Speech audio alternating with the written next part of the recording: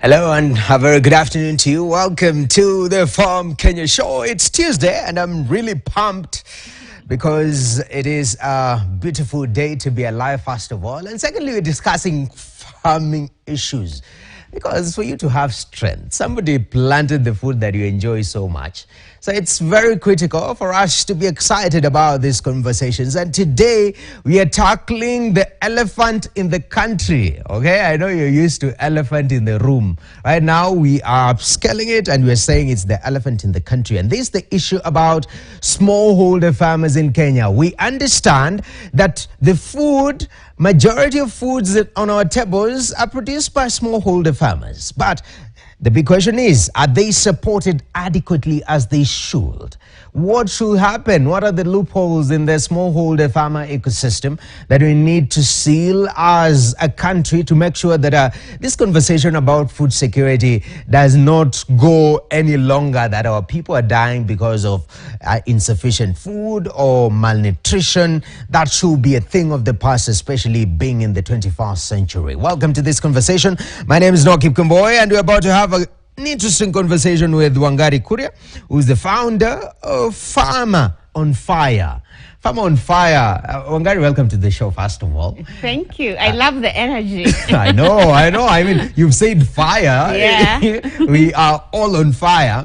And it's quite interesting because when you talk about farming in the country, first of all, I'd like us to remove some certain beliefs that we've had for the longest time in this country. Yeah. Farming is very old and it's for old people. Yeah. From your experience, is that tide turning?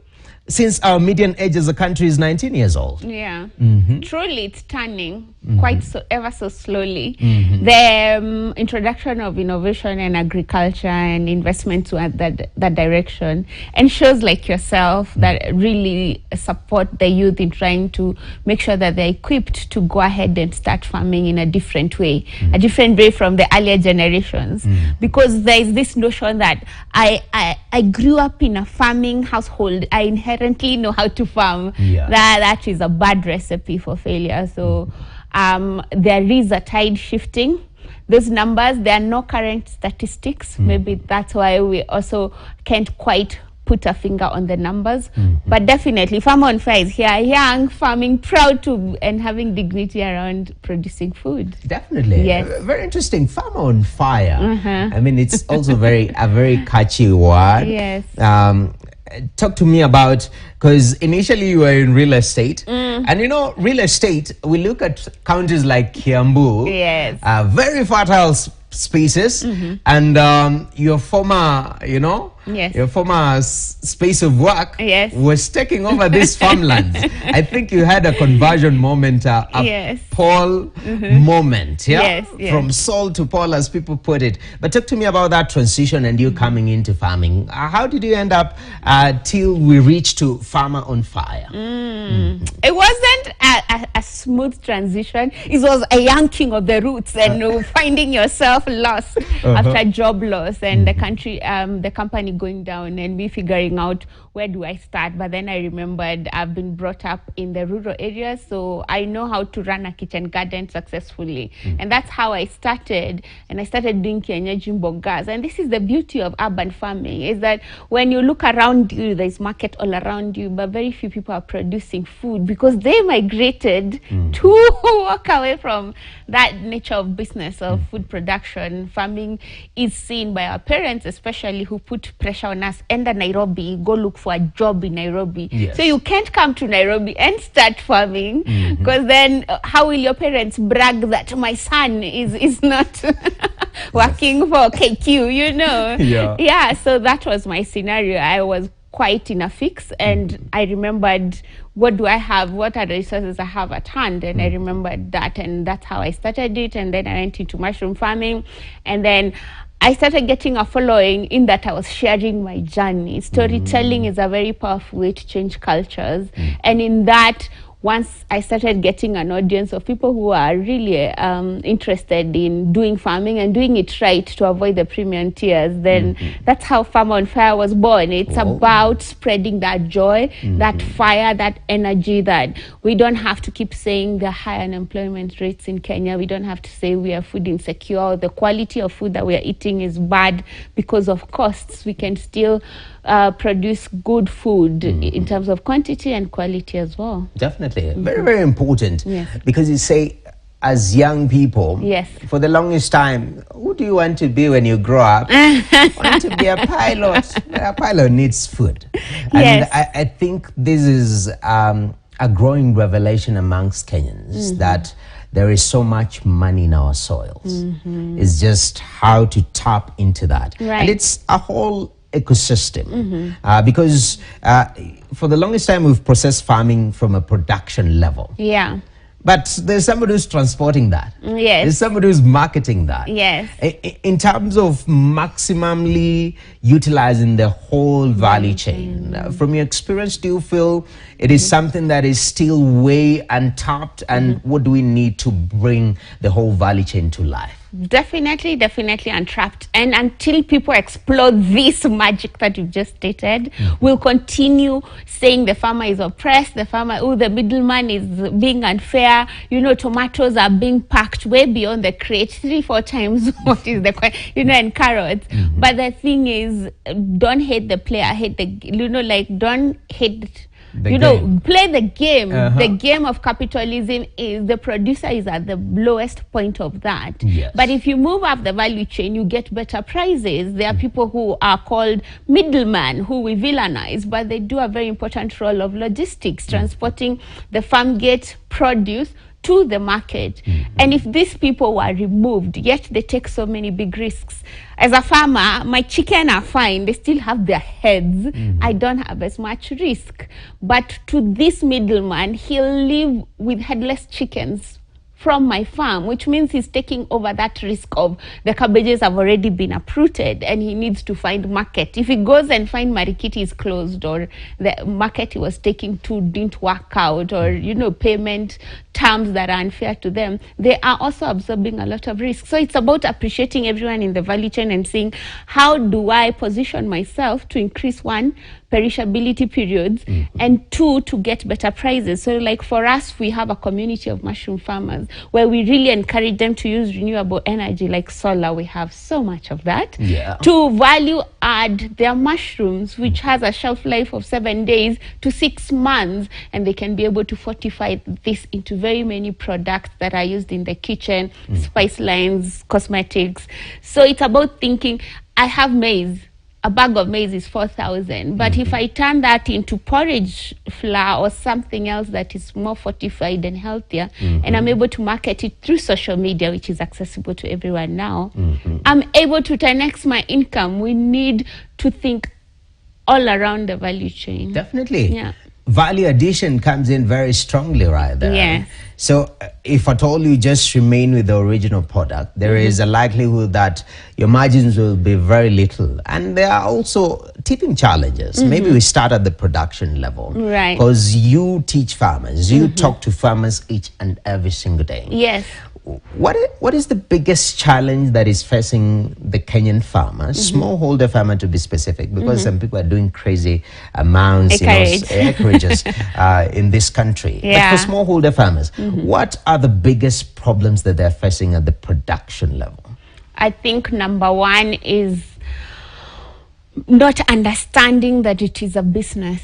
Seeing it as just something people do, and especially when women do it, is considered domestic labor or for subsistence use. People really need to take it seriously that, if I do this capsicum growing well, I can be able to make an income out of this. I can be able to form employment and start an industry and eventually become this person who's making millions and millions of money. So they have to go in first with the mindset that I need to balance my books. I need to make sure how much is going in terms of input costs and how much am I getting out. Basic record keeping can help you with that. And then obviously number two is there is a stigma around farming. that continues in terms of failure. People think that if I fail by starting out an agribusiness, people will laugh at me. People will be like, oh, you haven't had these stories. Why did you go and start, something that wasn't guaranteed?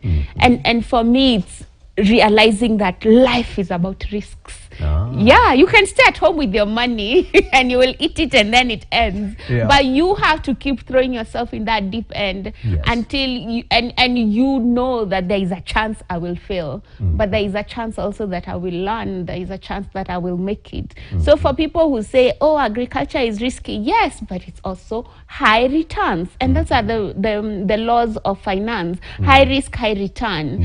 And so the other thing is also remembering that working around the value chain, you don't have to think about land, because most people when think of farming, they think, I don't have 10 acres, I don't have money to buy 5 acres. No, we farm in aids, we farm in backyards, we are urban farmers. It's about thinking, what can I utilize, how can I lease, how can I leverage this? And having conversations with Farm on Fair can help you get to that decision quicker and more efficiently. You don't need to go through the same pitfalls we went through. Definitely. And then obviously lastly is skill. Skill. Don't do the same thing you've been doing in terms of 10 chickens every year. That will cause burnout and then you'll give up on the venture. Consistency is key. Yes, very key, very key. We churn out information on consistency every day. It's even in boxing, this is the rule. It's about who stays the longest in the ring. It's not about who has the best jabs or whatever. It's about who has the longevity. Yes. Yeah.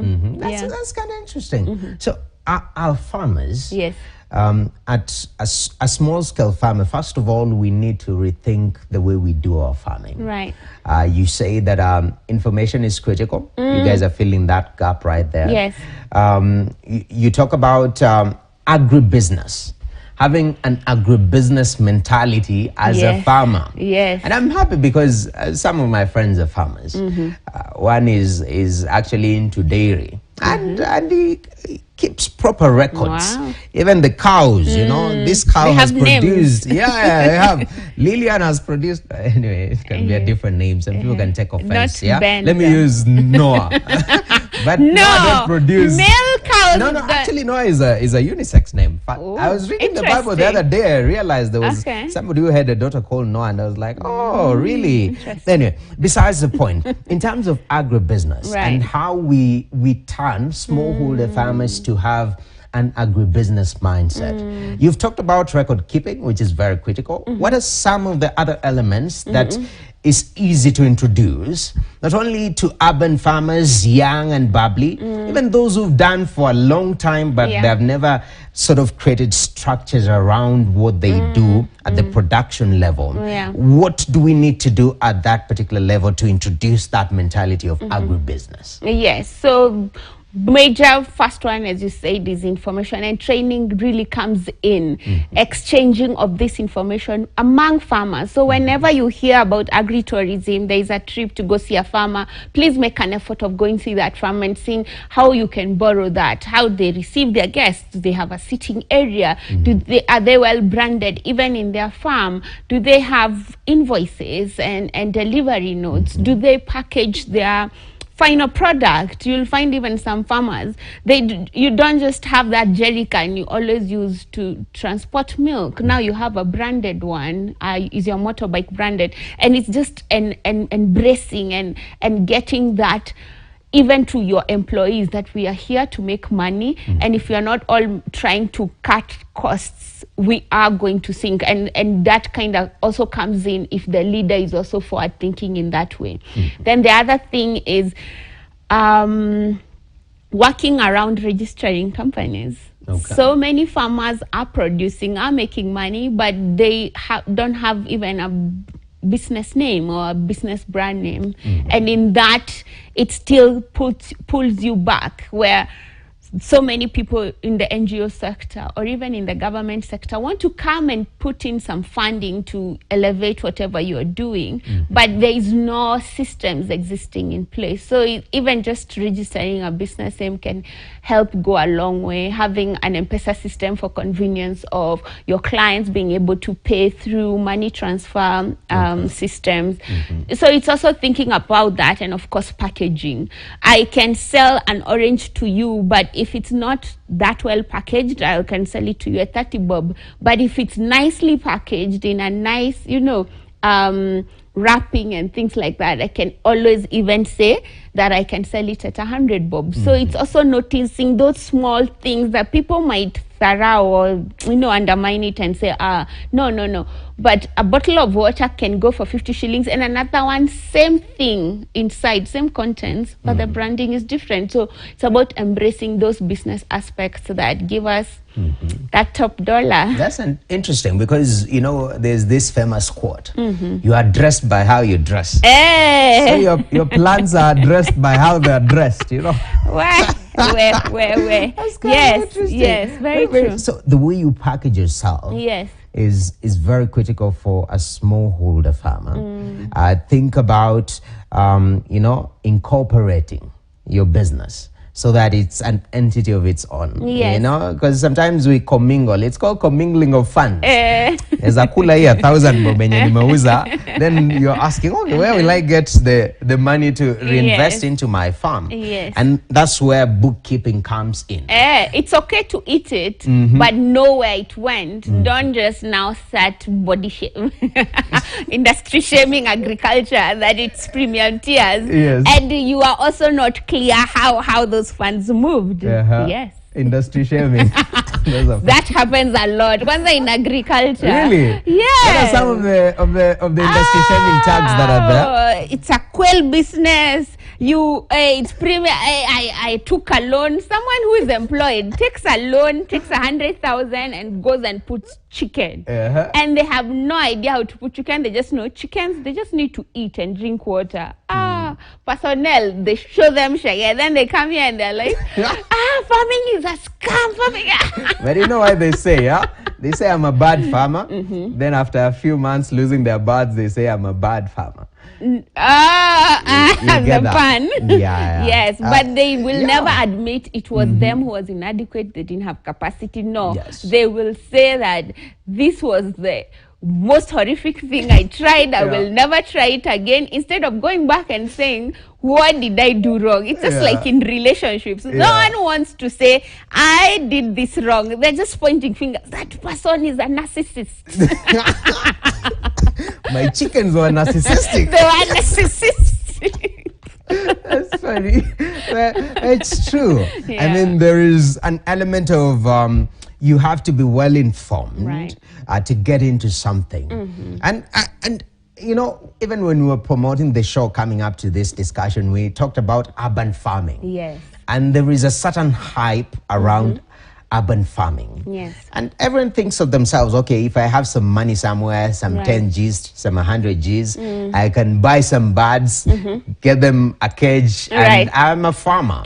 And it's not as simple. There is a level of investment that you have to do prior to getting into a particular value chain. Talking to farmers the way those that you've been dealing with. Definitely by the time they're talking to you, they're looking for information about a particular value chain.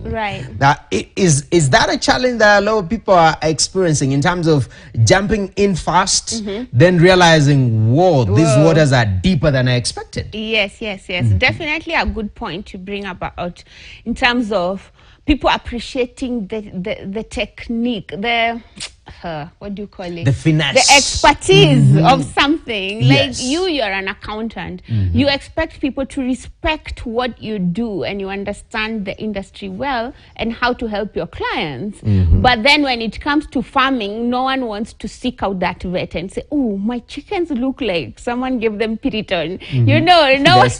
Yes, when you hear the vet is charging you 2,000 or the agronomist, consulting these experts and saying, oh, I am not inept in this. But also, it's also having that attitude of, this is a lab experiment. I've never done this before, because I also don't discourage people that, oh, don't jump without information until you are in the ground. Yeah. You haven't started anything. That's just theory. So don't get caught up in analysis paralysis. I want to encourage people to jump, but then also don't jump with all the risks that you took a loan of $1 million, and now you're setting up your very big. I see this a lot with men. They want to do 5 acres onion drip irrigation, you know, Exactly. and then go big or go home. and then the whole pump breaks down, and they don't even have reserves to fix it. So that's the thing. Yeah. It's about starting with half an acre and giving yourself enough grace to understand. Learning a skill takes 10,000 hours. So I need to give myself time to learn this industry, to learn this venture. If it's mushroom farming, it's completely different because you're trying to grow a fungus. Yes. And people are trying to grow maize and they're planting mushrooms. Yes. So it's also giving yourself that time of saying that any trade, any business takes 3 to 5 years. These are the same rules in agribusiness. Don't just take the reserves that you have, money for rent, money for food, and you throw it in agribusiness, and then you're expecting the return to be immediate. No, you have to keep plowing back, nurturing that business until it becomes now the headlines that KTN talks about. Yes. I see that. I see what you did there. That's very interesting, because you say the longevity of time. You know, we are in an age where we want things quickly. Quick. Yeah? Yes. I want to come into what is selling right now. I'm like, yeah, it's quails. Let me go into quails. Some people are burned by quails, my friend. People lost money.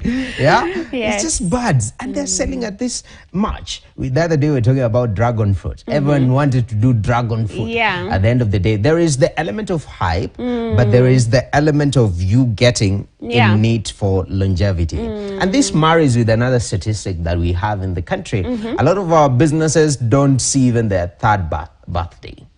And I don't know whether it's for the agricultural sector where you operate. No, it's all businesses. All businesses. All my friends have started Mutumba businesses, and they don't see their third birthday as well. And they're dying because of lack of that longevity, first of all. Vision. Yeah, vision. You don't know where you thought it will take a short time harvest and you're out with your money, but it's not the case.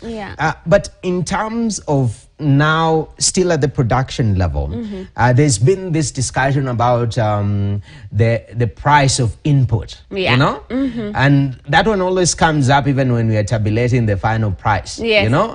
The input price was, I mean, when you look at our fertilizers and whatnot, for smallholder farmers, you interacting with these farmers, has that been a concern in terms of input prices? And have you reached a level where you're saying, Serikali's idea? Definitely. We are chief advocates of small scaleholder farmers because we feel sometimes they're voiceless. They might not have the language to express what they're actually feeling, and they can be feeling cornered, which means that the poverty levels continue getting worse and worse. And for us, it's just listening first and trying to have stakeholder meetings and trying to find a middle ground, because everyone must thrive as we try and transition agriculture from informal to a formal sector, from de-risking it, from financiers thinking that agriculture is high risk. And we have to do this by putting up system, putting up structure, even if it's slowly, an inch by a time. You can't just come and do an overhaul that will destabilize everything, and you will not get that goodwill that you need from the actual farmers. So what for us we check on is training these farmers on alternative sources of input that are affordable to them. So if it's the fertilizer, can they start doing organic based fertilizer, composting, but then also in the end, can we link them to markets? Because we notice the biggest gap in agriculture is markets. But since we specialize on markets, we become a very good fit for any farmer because we are able to give them that last loop that is remaining in the entire cycle of getting the money back to their pockets. So it's about thinking, how do they have alternative sources of input. So if it's chicken farmers or pig farmers, fish farmers, can they start BSFL, which is rearing of worms for protein sources?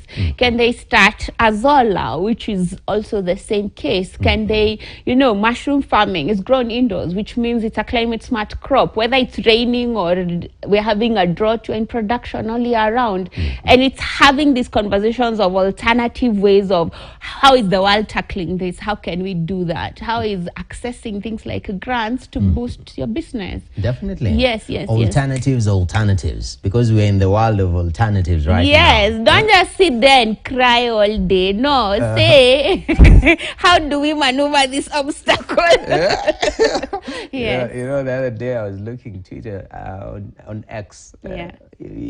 Somebody is old when they say Twitter. This is X. Yes. Yeah. But what I wonder is, you say tweets. How do you say? Do you say X's? Some people, that is traumatic. They don't want to think about it. But I was looking and some of the issues that we face as a nation, they were the same issues when we were making the inaugural speech in 1963. Food security was still an issue back then. Infrastructure and transport was still an issue. And you're talking about 60 plus years after. Right. And these things, even when you look at the way we do farming, still you find generation after generation, they're not able to turn it around. And it boils down to the simple issues that you've mentioned, those nitty-gritties. Are you looking at this as an agribusiness? Are you keeping your records? If things are not working from a macro perspective, fertilizer is expensive, are we looking at alternatives to make sure that we're producing efficiently? Are you looking at the market, people to help you tap into the market? So it's, I think the devil is in the detail, as they say. But then at a macro level, it's important to remember that when you're talking about a national level, do we even have a vision 2050 about becoming more food secure? What is our plan to moving people from food insecurity to food security, and what pillars are there to make sure that this happens within these timelines? We don't have a planning mechanism. The CSs change all the time. So there is that gap as well. And then also remembering that when something like that happens, it's good to look at the systems that were put there, maybe pre-colonial or during the transition into new governments. They could be the one that are pulling us back. Something like cash crop. I have come to realize cash crops are a scam. Hey, that is a bold statement. Yes, tell me who is a millionaire and they grow cash crops. You go to Busia, do they make millions from sugarcane? Do they make millions from cotton? Do they make millions from coffee? And the millionaires are up the value chain. It's this thing of during COVID times where we were talking about, essential services. We were given stickers. We didn't have cessation of movement. We felt important. Yet the money is not there. It's not representative of our significance in society. It was Valentine's just a month ago. And the chocolates are made by farmers. The flowers are coming from farmers. Like, a farmer is a really critical part of the entire ecosystem. I mean, without a farmer, like, everything would cease. But they are not given that recognition, that significance, that support to continue doing their job, which is noble. Yes. Definitely. That's very important. Hey. The next Valentine is next year. Some people are hearing that and they're feeling chest pains. But right now we have Wangari Kuria, founder of Farmer on Fire. And she says that it's time to shift the dynamics of farming in this country. And it starts with proper information. You're equipped in here, then you can be able to change. And it starts with one single person. Then we look at the systems, and this is our discussion today, talking about smallholder farmer and the status of smallholder farmers in this country and what needs to change right now. Farm Kenya takes a short break. We'll return with more. Stay tuned.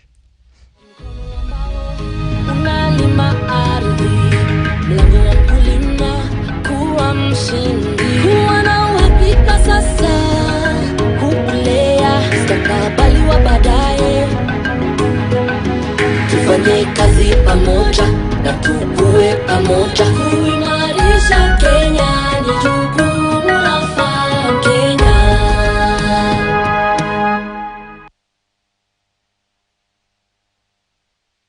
Money Market Fund. Taking control of your finances starts with a plan. Pata kakitu kila siku na Zidi Money Market Fund powered by M-Pesa. Start investing directly from your M-Pesa. Opt in via M-Pesa app or dial *334#.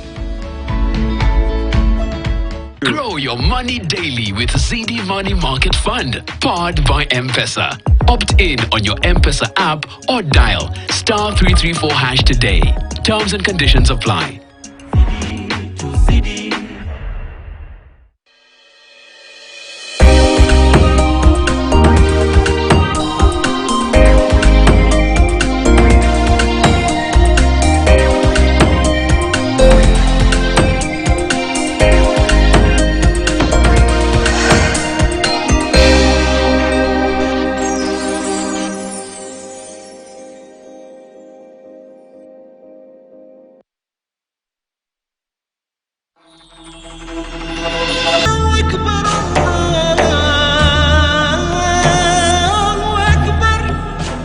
Sikiza tuni kwenye simu yako, tafadhali bonyeza *811*798#.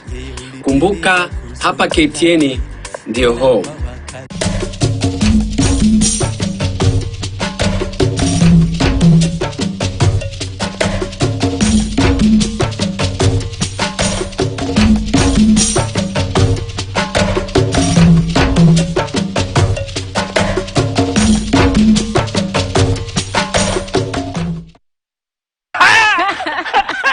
Kwa majina naitwa Mary Cheva. Nimekuwa nikishiriki kwa huu mchezo kwa muda wa miezi 3 iliyopita. Nilikuwa nacheza na 20 bob. 20 bob? Na nimekuwa mshindi wa 200,000. Hii pesa itanisaidia, nitafungua biashara ya cosmetic na nifungue tena biashara ya kulisha ng'ombe. Niweze kuuza in future, ninunue shamba ama nibai gari. Hii game ni ya ukweli, ni sure bet. Nilianza na 20 bob, nikachukua lucky numbers 0 to 25, nikawin kwanza 1200, nikaona hiyo pesa inaweza. Mnasikia? Inaanzanga pole pole. Unashinda 1200, alafu out of nowhere you win 200,000. Omoka na daka mamili every 20 minutes. Multiply bet yako times 5,000 kila draw. Ukicheza na 20 bob only una daka laki yako. 40 bob wins you 200,000. Ukicheza na 100 unashinda nusu milioni. Millions to be won every day. Cheza daka, hesabika na washindi. Ni rahisi. Nenda kwenye paybill 440 account KTN, amount shilingi 20 hadi shilingi 2,000, and get your cash direct to your M-Pesa. Cheza daka. Kwa mkono ambao unalima ardhi, ulima kuwa mshindi, kuwa na uhakika sasa, kukulea stakabali wa baadaye. Tufanye kazi pamoja na tukue pamoja, kuimarisha Kenya ni jukumu la Farm Kenya. All right, welcome back to the Farm Kenya show, and we are still having this conversation on matters to do with smallholder farmers in this country. Wangari Korea is the farmer on fire today, here in the studio, of course, founder, Farmer on Fire. And Wangari, it's quite interesting that when you talk about production level, going to the farm and doing farm hands, it's a very gendered thing, looking at our society traditionally. Oh, mama na watoto, you know, the discussion was actually have as many kids as possible to provide labor for you, to be able to produce more. Yes. In the current age, right now it's 2025, do we still have a gender discussion when we're talking about farming in Kenya? And Definitely, how so? definitely. Still happening. Free labor from the women, yet the men get to own the assets, because we're in a patriarchal society. So the men own the land, but the women have access to it, but they don't have decision-making capacity. They can't say, this time round, I will not do maize, I will do canola. No, those kinds of decisions still have to be put back to a person who even doesn't have interaction with the soil of that land. But because they own the land, or they inherited it from their father, or, you know, that kind of system. So we need to bring back the power to the person who's utilizing the land. It's just like when you have a janitor or a cleaner and you want to design the broom. The best way is to go to that person and ask them, what does a good broom look like? What does a good solution look like to you? And then you would say, so I need the handle to be short because they're all long. We don't know why. Someone sat in an office and designed something and is not utilizing it. So it is in the same way where we feel the people who are closest to the problem most of the time have the solution in mind, but we are not consulting them. And then the other thing is free labor, the one you're talking about, where we are finding so many women who do labor, who work tirelessly, almost 20 hours. Some of my farmers, especially in the rural areas, you will go and have a conversation with them and they're like, so I'm like, what time did you wake up? So I woke up at 5, then I lit the fire, then I warmed water, then I prepared the kids, then I made breakfast, then I woke up my husband, then I prepared his showering water, and you know, and we went to pick coffee, and then I went to pick my kids from daycare and pass by the market and buy supplies for supper, you know. And what did your husband do? He woke up, he had breakfast, he went to the tea plantation, he was early, me, I'm always late. They start blaming themselves. And then after that, we usually go for weighing at 2 p.m. And then he went to watch football and hang out with his friends at the center. Then he came home at night and I slept at midnight. Is that a fair world? No, it's not balanced. It's not balanced. So there's so much burden that is on women and merging domestic roles with agricultural roles. Yet they are significantly saving the family some income. That kitchen garden is making sure that you're not buying sukuma wiki 100 bob per day. If you multiply that in a year, how much? 366 times 100 is 36,000. So imagine for 10 years, this woman has been running, my small sukuma wiki outside my house. They are saving you millions. But even that recognition is not there. That awareness is not there. And that's what we start to bring about. That so how do you change that narrative and that mindset? Having this conversation and recognizing that truly we are riding on the backs of these women and barely compensating them. Then number 2 is to try and bring them to the table and ask them, as a significant shareholder to our food systems, how do you think we should work around these solutions? And then number 3, obviously, is to empower them. That's a deeper conversation, but when a woman is empowered, they think in terms of a bigger scale, in terms of how do we feed the children. The single mothers are able to feed their household, they're able to feed, but mostly you find if one gender is not in the equation, then people are thinking totally different, and then we end up food insecure. We need everyone on the table. That's very interesting. The gender imbalance, because still land ownership is majorly male dominated.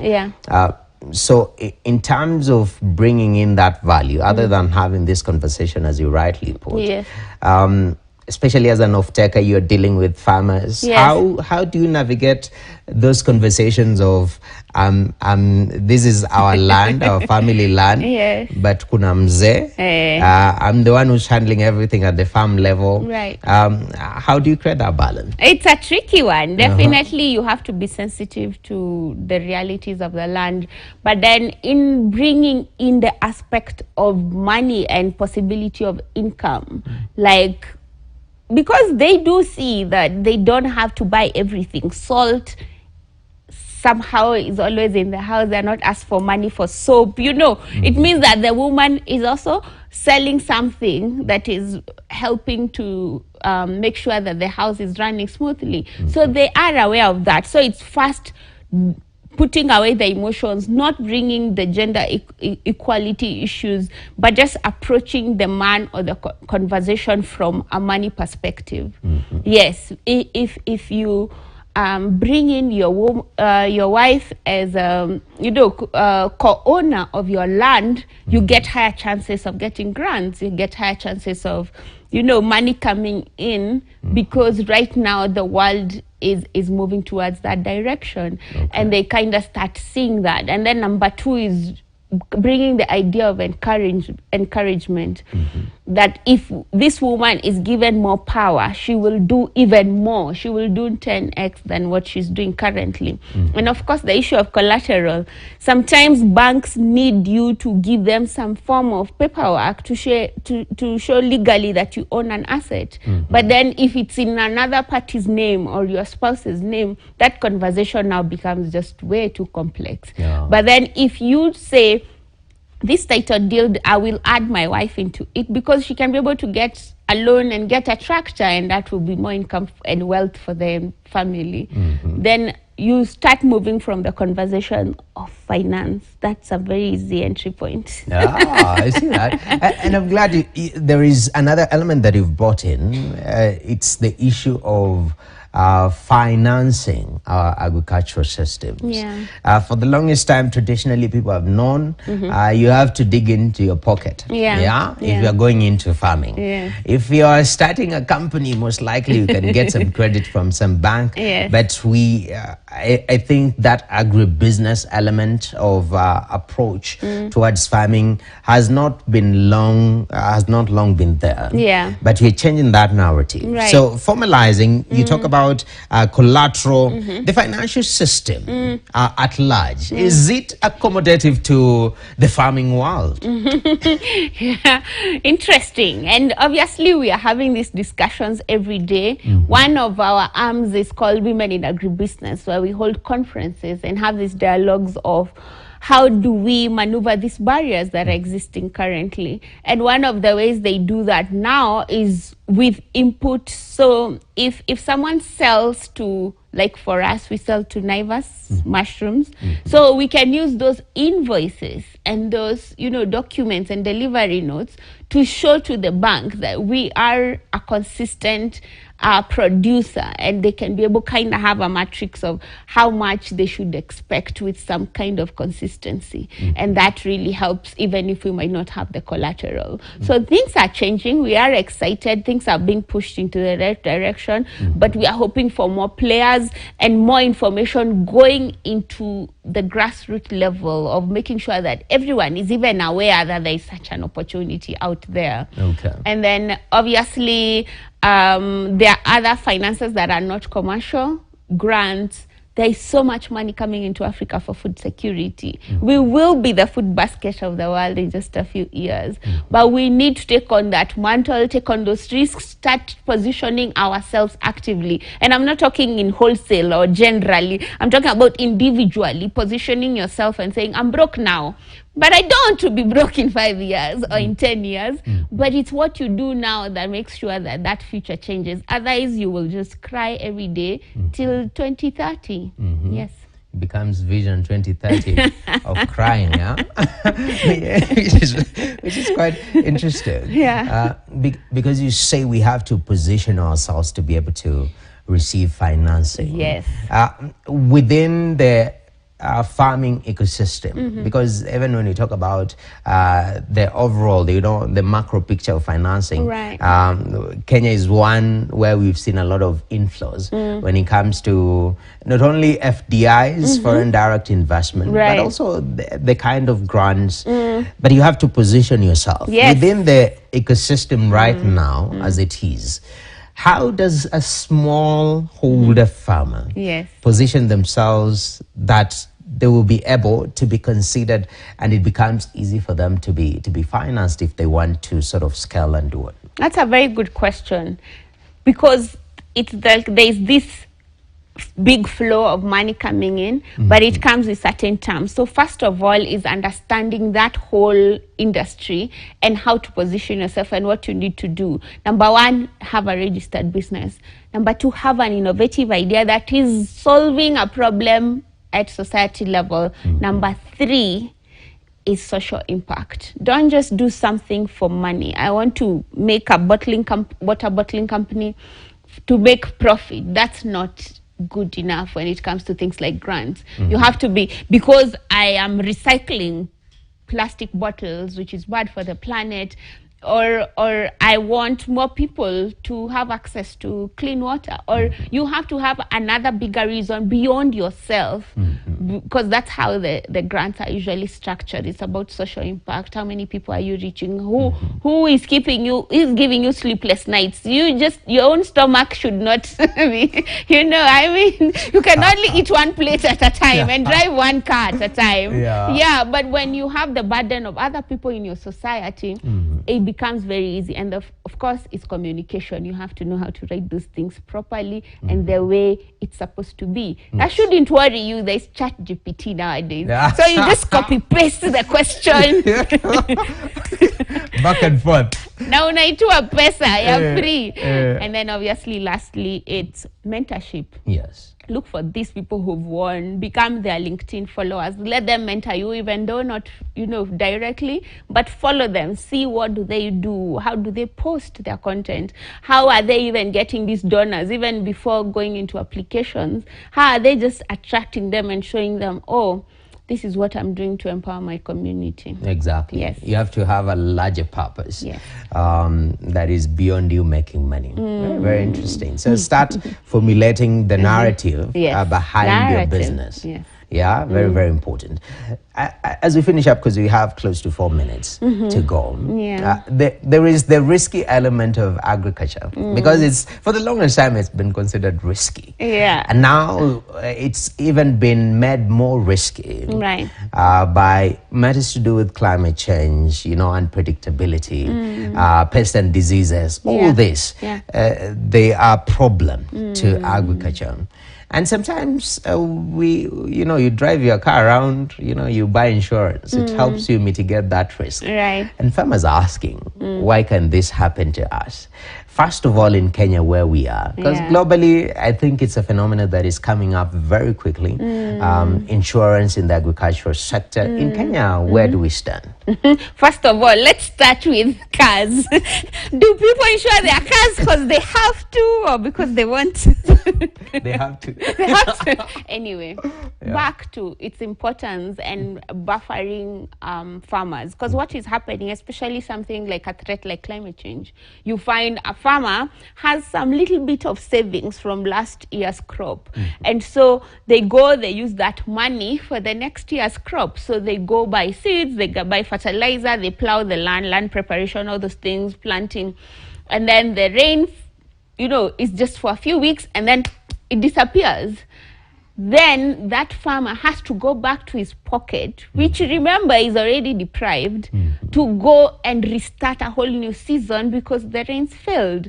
And so you find if that happens more than twice, they have to now, even them, they wonder how to cope. But if there was crop insurance, they wouldn't be pushing this farmer into more and more poverty because of a factor that he can't control. So we need to start having those conversations, pushing insurance companies, pushing the government to be the ultimate person that is pushing for this agenda, because it ensures that a whole population is covered financially. Yes. Definitely. Very, very important. Yes. And Wangari, this conversation was fire, first of all. If you let time imekimbia, and there is fire. It's an hour already. Imagine. Exciting conversation. I know. Yes. But even in conclusion, since you've operated in this space for a minute and you still have the larger vision of changing the lives of smallholder farmers in this country, where do you see us? What are some of your goals that we can hold you accountable to as we finish up? One of our biggest goals as Farm on Fire is to have 1 million mushroom producers in the next 3 years. We are waiting for you guys to start eating more. Walk into a supermarket today and get a punnet. Start engaging with that industry. I'm also hoping that you will also start side hustling and growing something as well, because we need, consumers are there. So it's about thinking about how do I link to this consumer, because the consumer is looking for cheaper tomatoes, but the farmer is saying there is no market. So it's a linkage problem. So understanding that, and then obviously presenting agriculture as attractive. Yes. I am like slave for the soil. This is a proud agenda. Very, very powerful indeed. Yes. Slave for the soil. Yes. That's where we finish our conversation right there. But thank you very much, Wangari, for your input. I think it's been phenomenal talking to you. And this is what the Farm Kenya Show is all about.